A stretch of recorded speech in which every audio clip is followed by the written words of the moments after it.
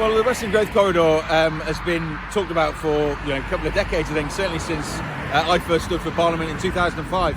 And my view was always that initially there was talk about linking the spine road for the development out to the Western bypass, about 600 yards north of the Skellingthorpe roundabout.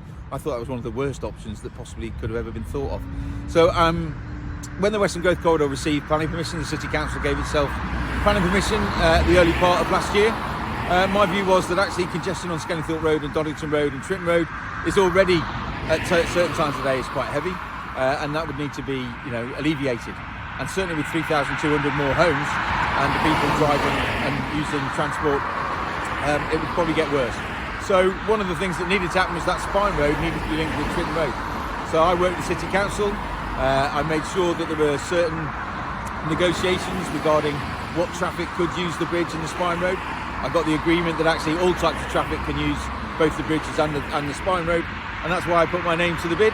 I'm very successful, very, very pleased that the Conservative government has awarded what we asked for, £20 million to enable that bridge to be built.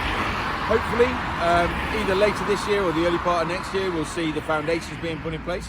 And I look forward to hopefully in 2025 that new bridge being opened, and the residents who already live in the Hartsholme and Birchwood area, and certainly the residents who end up living on the Western Growth Corridor development, being able to utilise that bridge and that spine road to their heart's content, and it alleviating congestion that we already suffer. Should the Western Growth Corridor go ahead, and it now is going ahead, I wanted to see infrastructure in place before the first bricks were laid for any housing developments or whatever. I just think it's the right way to do things.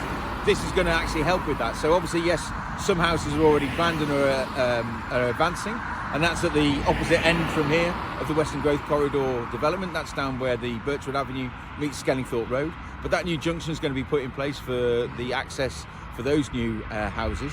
So eventually, obviously, with 3,200 houses, there's going to be a spine road running through the centre of the Western Growth Corridor and coming out here onto Tritton Road.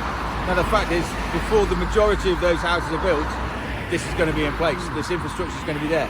And that's something I've always fought for. I've looked to improve the infrastructure of the city.